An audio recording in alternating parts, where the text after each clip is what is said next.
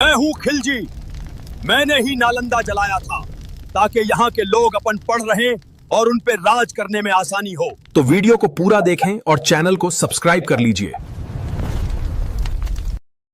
इतिहास के पन्नों को अगर हम पलटकर देखें तो एक समय ऐसा था जब पूरी दुनिया अंधकार और अज्ञानता में जी रही थी। उस समय भारत के सीने पर ज्ञान का एक ऐसा सूरज चमक रहा था जिसकी रोशनी पूरी दुनिया को रोशन कर रही थी। यह कोई आम जगह नहीं थी, यह था नालंदा विश्वविद्यालय। आज जब हम किसी बड़े कॉलेज या यूनिवर्सिटी की बात करते हैं तो हमारे दिमाग में ऑक्सफोर्ड या कैम्ब्रिज का नाम आता है, लेकिन आपको जानकर हैरानी होगी कि जब इन पश्चिमी देशों में लोग ठीक से कपड़े पहनना भी नहीं जानते थे, तब हमारे बिहार की धरती पर दुनिया की पहली अंतर्राष्ट्रीय और आवासीय यूनिवर्सिटी शान से खड़ी थी। नालंदा सिर्फ ईंट और पत्थरों से बनी एक इमारत नहीं थी, यह भारत की आत्मा थी। यह वह जगह थी जहां धर्म, विज्ञान, खगोल शास्त्र, चिकित्सा और तर्क शास्त्र की नदियां एक साथ बहती थीं। इस विश्वविद्यालय का परिसर इतना विशाल था कि आज के आधुनिक ड्रोन कैमरे भी एक बार में इसे पूरा नहीं कैप्चर कर सकते। अगर आप इसके वास्तुशिल्प को समझेंगे तो हैरान रह जाएंगे। आज खुदाई में इसका केवल 10 से 15% हिस्सा ही बाहर आ पाया है, लेकिन उसी में इसकी महानता की झलक दिख जाती है। यहाँ का ढांचा बेहद वैज्ञानिक और व्यवस्थित था। पूरे कैंपस को अलग अलग ब्लॉक्स या कंपाउंड्स में बांटा गया था। हर ब्लॉक एक खास विषय के लिए समर्पित था। अगर किसी छात्र को चिकित्सा की पढ़ाई करनी है तो उसका ब्लॉक अलग, अगर इतिहास पढ़ना है तो उसका ब्लॉक अलग। आज के समय में जैसे हॉस्टल होते हैं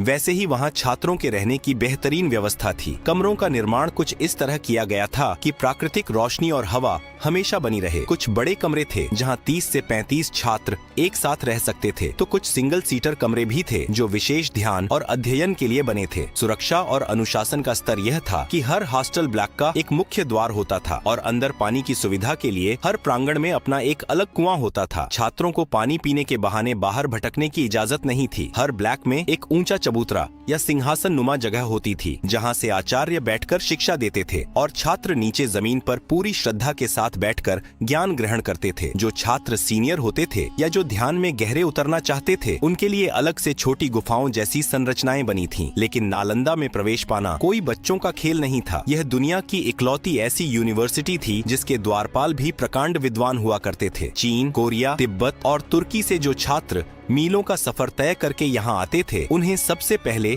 मुख्य द्वार पर द्वारपाल के कड़े सवालों का सामना करना पड़ता था। 10 में से केवल 2 या 3 छात्र ही इस मौखिक परीक्षा को पास कर पाते थे। सबसे अद्भुत बात यह थी कि यहाँ शिक्षा, रहना और खाना बिल्कुल मुफ्त था। उस दौर में इस विश्वविद्यालय को चलाने का खर्च आसपास के 200 से 250 गांवों से आने वाले राजस्व से चलता था। गांव वाले अपनी खुशी से अनाज, घी और पैसे यूनिवर्सिटी के कुलपति को देते थे। यहाँ दिन में 2 बार शुद्ध भोजन बनता था और रसोई की व्यवस्था इतनी विशाल थी कि कई हजार लोगों का खाना एक साथ तैयार होता था। नालंदा का हृदय उसका पुस्तकालय था जिसे धर्मगंज कहा जाता था। यह कोई एक कमरा नहीं था बल्कि 3 गगनचुंबी इमारतें थीं, रत्नोदधि, रत्नसागर और रत्नरंजक। इनमें से कुछ इमारतें 9 मंजिला तक ऊंची थीं और इनमें 90 लाख से ज्यादा हस्तलिखित ग्रंथ रखे हुए थे। यह वह ज्ञान था जिसे हमारे ऋषियों, मुनियों और वैज्ञानिकों ने सदियों की तपस्या से सहेजा था। नालंदा अपनी पूरी भव्यता के साथ दुनिया का मार्गदर्शन कर रहा था। यहाँ के आचार्य राहुल श्रीभद्र और आर्यभट्ट जैसे दिग्गजों ने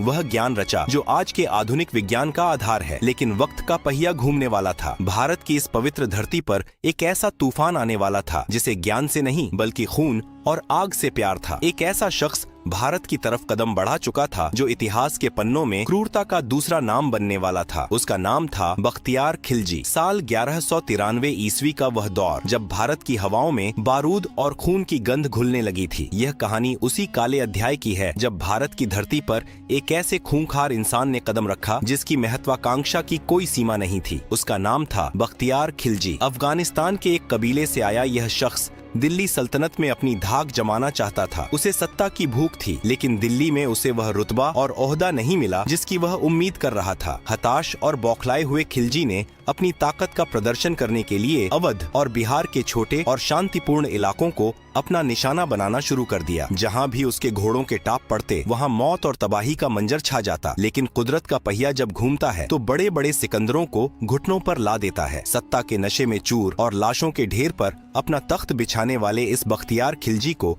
एक ऐसी रहस्यमयी और भयानक बीमारी ने जकड़ लिया कि उसका पूरा शरीर मानो अंदर ही अंदर गलने लगा। उसकी हालत दिन ब दिन इतनी बिगड़ती गई कि वह मौत के मुहाने पर पहुंच गया। उसके साथ आए अफगानिस्तान और अरब के बड़े बड़े हकीमों ने अपनी सारी जीवन भर की विद्या लगा दी, दुनिया भर की जड़ी बूटियां पीस डाली, लेकिन खिलजी के शरीर पर किसी भी दवा का कोई असर नहीं हो रहा था। हर गुजरते दिन के साथ मौत उसके करीब आ रही थी। तभी उसके दरबार में किसी मंत्री ने दबी जुबान में एक सलाह दी। उसने कहा कि पास ही में बिहार की धरती पर नालंदा विश्वविद्यालय नाम का एक ज्ञान का महासागर है। वहाँ के आयुर्वेद विभाग के प्रमुख आचार्य राहुल श्रीभद्र एक ऐसे प्रकांड विद्वान हैं जिनके पास दुनिया की हर लाइलाज बीमारी का अचूक इलाज है। लेकिन खिलजी का अहंकार उसके मरते हुए शरीर से भी कहीं ज्यादा बड़ा था। एक कट्टर विदेशी आक्रांता जो खुद को हर मामले में सर्वश्रेष्ठ मानता था, यह कैसे बर्दाश्त कर लेता कि उसके इतने बड़े बड़े हकीम नाकाम हो गए और भारत का एक काफिर आचार्य उसे जीवन दान दे। यह उसके अहंकार पर बहुत बड़ी चोट थी। फिर भी मरता क्या न करता। उसने आचार्य राहुल श्रीभद्र को अपने दरबार में बुलवाया। भारतीय संस्कृति की यह महानता रही है कि हमारे यहाँ गुरु और वैद्य कभी यह नहीं देखते कि सामने वाला दोस्त है या दुश्मन। आचार्य जी जब खिलजी के सामने पहुँचे तो खिलजी ने अपनी कुटिल मानसिकता दिखाते हुए एक बेहद अजीब और घमंडी शर्त रख दी। उसने कहा, मैं तुम्हारी दी हुई कोई भी जड़ी बूटी, काढ़ा या दवा नहीं खाऊंगा, ना ही तुम्हारी कोई दवा पीऊंगा। अगर तुम सच में इतने बड़े ज्ञानी हो तो मुझे बिना कोई दवा खिलाए पिलाए ठीक करके दिखाओ। यह शर्त किसी भी आम वैद्य के लिए असंभव थी। दवा के बिना इलाज कैसे हो सकता है? लेकिन आचार्य राहुल श्रीभद्र नालंदा की उस महान और उन्नत वैज्ञानिक परंपरा के वाहक थे जहां ज्ञान अपने चरम पर था। उन्होंने खिलजी की इस चुनौती को शांत भाव से स्वीकार कर लिया। उन्होंने कुछ दिनों का समय मांगा और जब वे वापस लौटे तो उनके हाथ में कुरान ए पाक की एक प्रति थी। आचार्य ने वह पवित्र ग्रंथ खिलजी को सौंपा और कहा, सुल्तान, आप रोज इस ग्रंथ के कुछ पन्ने पढ़ें। आपको बस इसे पढ़ना है, आप अपने आप ठीक हो जाएंगे। खिलजी को यह बात मजाक लगी, लेकिन उसने पढ़ना शुरू किया। वह रोज कुरान के पन्ने पलटता और पढ़ता और फिर वह हुआ जिसने पूरे दरबार को हैरत में डाल दिया। चमत्कारिक रूप से खिलजी की हालत में सुधार होने लगा और कुछ ही हफ्तों में वह मौत के मुंह से बाहर आकर पूरी तरह से स्वस्थ हो गया। खिलजी हैरान था। उसे लगा कि यह कोई जादू है, लेकिन जब उसे इस जादू के पीछे का विज्ञान पता चला तो उसके पैरों तले जमीन खिसक गई। आचार्य राहुल श्रीभद्र ने कोई तंत्र मंत्र नहीं किया था, बल्कि उन्होंने अपने अपार आयुर्वेदिक ज्ञान का इस्तेमाल किया था। आचार्य जानते थे कि पन्ने पलटते समय लोग अपनी उंगलियों पर थूक लगाते हैं, इसलिए उन्होंने कुरान के उन पन्नों के कोनों पर एक खास और अत्यंत प्रभावशाली अदृश्य औषधीय लेप लगा दिया था। खिलजी जब भी पन्ने पलटने के लिए अपनी उंगलियों को जीभ से लगाता, वह दवा उसके थूक के जरिए सीधे उसके शरीर में प्रवेश कर जाती। दवा ने अपना काम कर दिया था और उसकी जान बच गई थी। अब जरा सोचिए, अगर किसी आम इंसान की जान कोई ऐसे बचाए तो वह क्या करेगा? वह जिंदगी भर उस वैद्य का एहसानमंद रहेगा। लेकिन खिलजी कोई आम इंसान नहीं था, वह एक असुरक्षित और क्रूर आक्रांता था। इस सच्चाई ने उसे कृतज्ञ बनाने के बजाय एक भयंकर हीन भावना और ईर्ष्या की आग में झोंक दिया। उसका अहंकार इस बात को पचा ही नहीं पा रहा था कि इन भारतीयों के पास उसके हकीमों से कहीं अधिक उत्कृष्ट वैज्ञानिक और श्रेष्ठ ज्ञान है। खिलजी समझ गया कि वह तलवार के दम पर जमीनों को तो जीत सकता है, लेकिन जब तक यहाँ के लोगों के पास ऐसा अकल्पनीय ज्ञान है, तब तक वह कभी भी मानसिक रूप से इन पर शासन नहीं कर पाएगा। दुनिया के हर क्रूर शासक का एक ही सिद्धांत रहा है, अगर तुम किसी की बराबरी नहीं कर सकते तो उसे नष्ट कर दो। इसी घटिया और खौफनाक सोच ने खिलजी के दिमाग में एक ऐसी साजिश को जन्म दिया जिसने भारत के सीने में ऐसा खंजर घोंपा जिसका दर्द आज सदियों बाद भी महसूस होता है। उसने तय किया कि वह सिर्फ एक आचार्य को नहीं, बल्कि उस पूरी व्यवस्था, उस पूरी जड़ को ही उखाड़ फेंकेगा जहाँ से यह ज्ञान उत्पन्न हो रहा है। वह ज्ञान की उस गंगोत्री को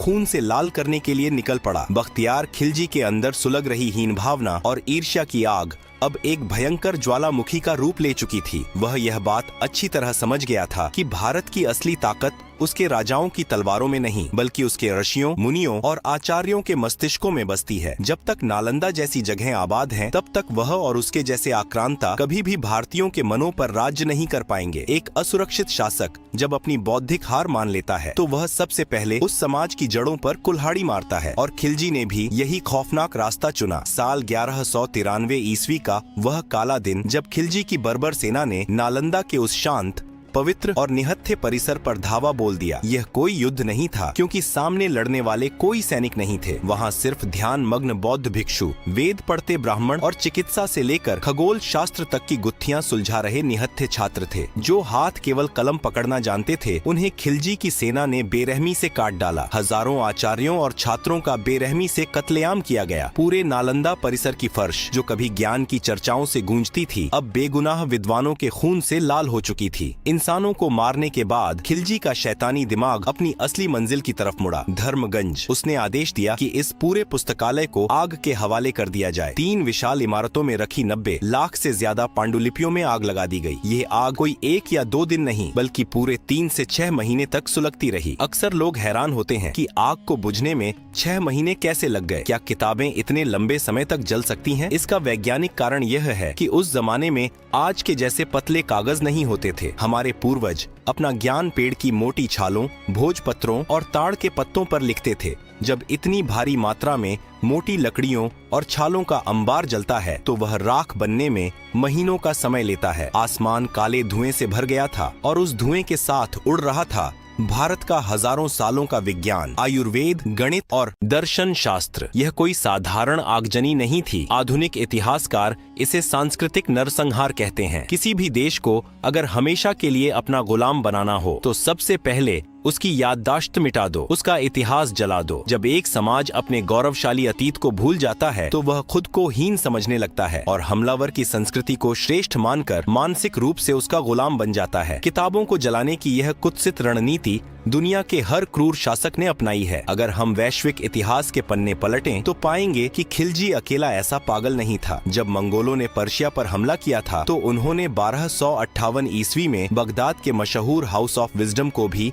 इसी तरह तबाह कर दिया था। उस समय बगदाद इस्लामिक स्वर्ण युग का केंद्र था। मंगोलों ने वहाँ की सारी किताबें टिग्रिस नदी में फेंक दी थीं। कहा जाता है कि किताबों की स्याही से नदी का पानी काला हो गया था और विद्वानों के खून से नदी का पानी लाल हो गया था। सोचिए, अगर आज वह ज्ञान बचा होता, तो आज इराक और ईरान कितने विकसित देश होते। बिल्कुल इसी तरह 20वीं सदी में हिटलर के नाजी जर्मनी ने भी अपनी विरोधी विचारधाराओं को कुचलने के लिए सरेआम सड़कों पर किताबों की होली जलाई थी। कुछ लोग आज भी नालंदा के जलने की घटना को एक कोरी कल्पना या मिथक साबित करने की कोशिश करते हैं, लेकिन सच कभी नहीं छुपता। 1260 ईस्वी में छपी एक फारसी किताब तबाकत ए नासिरी, जिसे एक मुस्लिम इतिहासकार मिनहाज ए सिराज ने लिखा था, इस पूरी बर्बरता की गवाही देती है। सिराज ने अपनी किताब में बड़े गर्व से लिखा है कि कैसे खिलजी ने कालेजों के शहर को नेस्तनाबूद कर दिया और वहाँ के सभी ब्राह्मणों और भिक्षुओं के सिर मुंडवाकर उनका कत्लेआम कर दिया। बख्तियार खिलजी ने नालंदा की ईंटों को तोड़ा और हमारी किताबों को जलाया। यह हमारे शरीर पर किया गया एक बाहरी घाव था, जो भले ही गहरा था, लेकिन फिर भी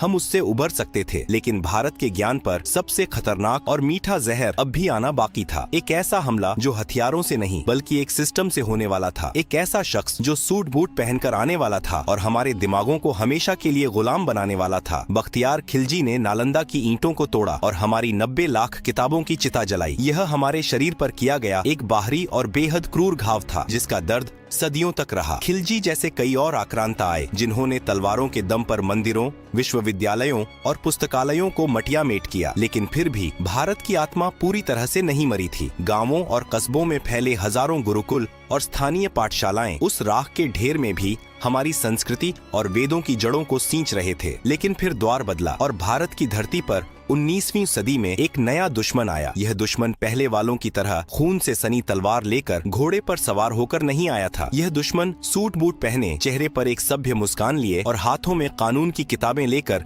जहाजों से उतरा था। ये थे अंग्रेज, और इनका सबसे खतरनाक, चालाक और बौद्धिक हत्यारा था लॉर्ड थॉमस बबिंगटन माइकाले। अंग्रेज यह बहुत अच्छी तरह समझ चुके थे कि हथियारों और तोपों के दम पर इतने विशाल, विविध और सांस्कृतिक रूप से समृद्ध देश पर हमेशा के लिए राज्य नहीं किया जा सकता। उन्हें यह भी पता था कि जब तक एक भारतीय को अपनी संस्कृति, अपने प्राचीन विज्ञान, अपने साहित्य और अपनी मिट्टी पर गर्व रहेगा, तब तक उसे सच्चा गुलाम नहीं बनाया जा सकता। एक गुलाम शरीर से कहीं ज्यादा खतरनाक एक आजाद और सोचता हुआ दिमाग होता है। इसीलिए मैकाले ने एक ऐसा मास्टर प्लान तैयार किया जिसने हमारी शिक्षा प्रणाली की रीढ़ की हड्डी ही तोड़कर रख दी। मैकाले ने एक बेहद चालाक और विशैली नीति पेश की जिसे इतिहास में डाउनवर्ड फिल्ट्रेशन थ्योरी कहा जाता है। इस नीति का सीधा सा मतलब था, पूरे भारत को शिक्षित करने की कोई जरूरत नहीं है, बस भारत के एक छोटे, अमीर और उच्च वर्ग को अंग्रेजी शिक्षा दो। मैकाले का विजन बिल्कुल स्पष्ट और खौफनाक था। उसने कहा था कि हमें एक ऐसा वर्ग तैयार करना है जो रंग और खून से तो भारतीय हो, लेकिन अपनी पसंद, विचारों, नैतिकता और बुद्धि से पूरी तरह अंग्रेज हो। अंग्रेजों ने बहुत ही योजनाबद्ध तरीके से हमारे गुरुकुलों को मिलने वाले फंड और दान को अवैध घोषित कर दिया। संस्कृत, प्राकृत और स्थानीय भाषाओं को जानबूझकर पिछड़ापन का प्रतीक बना दिया गया और अंग्रेजी को बुद्धिमानी और स्टेटस का पैमाना घोषित कर दिया गया। एक ऐसा सिस्टम बना दिया गया कि अगर आपको सरकारी नौकरी चाहिए, कोर्ट कचहरी में न्याय चाहिए या समाज में इज्जत चाहिए तो आपको अंग्रेजी आनी ही चाहिए। धीरे धीरे लेकिन बहुत ही गहराई से भारतीयों के दिमाग में यह हीन भावना का जहर घोल दिया गया कि उनका अपना साहित्य, आयुर्वेद, खगोल शास्त्र, गणित और दर्शन सब बेकार और पुराना है। उन्हें यह विश्वास दिला दिया गया कि जो कुछ भी पश्चिम से आ रहा है वही असली विज्ञान और वही आधुनिकता है। साल 1836 के आसपास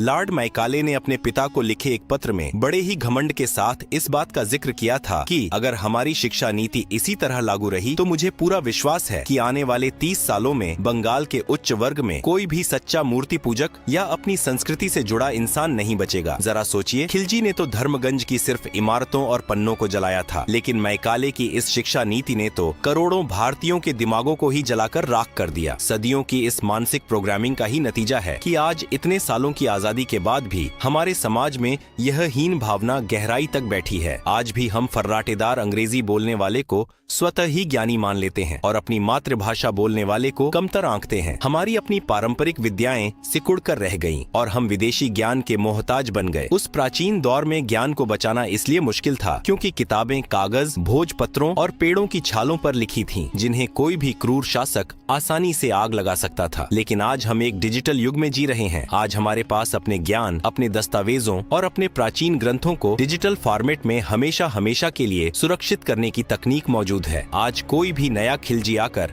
हमारी ई लाइब्रेरी को माचिस की तीली से नहीं जला सकता। नालंदा के वो जले हुए, खामोश और वीरान पड़े खंडहर आज भी चीख चीख कर हमें हमारी उस महान विरासत की याद दिलाते हैं जिसे हमने खो दिया है। आज जरूरत इस बात की है कि हम उन खंडहरों को देखकर सिर्फ मातम न मनाएं, बल्कि उस खोए हुए गौरव को वापस लाने की प्रेरणा लें। हमें उन मानसिक गुलामी की जंजीरों को तोड़ना होगा जो मैकाले हमारे दिमागों में डाल गया था। हमें अपनी जड़ों की तरफ वापस लौटना होगा, अपने प्राचीन ज्ञान और आधुनिक विज्ञान का बेहतरीन संगम बनाना होगा। क्योंकि याद रखिए, जो पेड़ अपनी जड़ों से कट जाता है वह चाहे कितना भी विशाल क्यों न दिखे, एक छोटी सी आंधी में गिर ही जाता है।